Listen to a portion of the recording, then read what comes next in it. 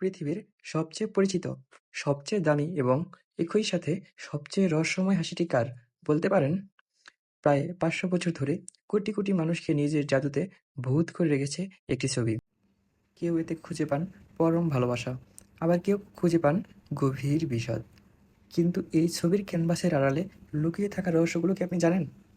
স্বাগত। চলুন এই ভিডিওতে রহস্যগুলো জানা যাক।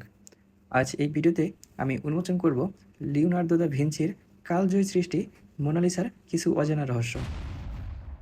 ইতিহাসে সবচেয়ে প্রচলিত তথ্য অনুযায়ী তিনি ছিলেন ইতালির ফ্লোরেন্স শহরের ধনী রেশম ব্যবসায়ী ফ্রান্সেসকো দেল জোকন্দোর স্ত্রী লিসা ঘেরার্দিনি।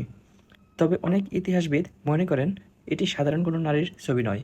কেউ মনে করেন এটি দা ভিঞ্চির নিজেরই নারীর রূপ, আবার কেউ বলেন এটি তার গোপন কোনো প্রেমিকার ছবি। ছবিটি ভালোভাবে খেয়াল করলে দেখবেন মোনালিসার কিন্তু কোনো চোখের ভ্রু বা পাপড়ি নেই। এর পেছনে দুটি কারণ বলা হয়।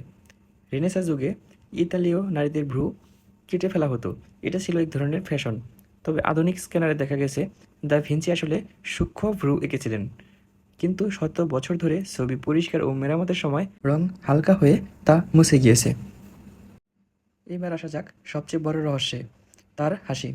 আপনি যদি মোনালিসার চোখের দিকে তাকান, মনে হবে সে আপনার দিকে তাকিয়ে হাসছে, কিন্তু যদি সেই মুহূর্তে আপনি তার ঠোঁটের দিকে তাকান, তবে অমনি হাসিটা যেন অদৃশ্য হয়ে যায়।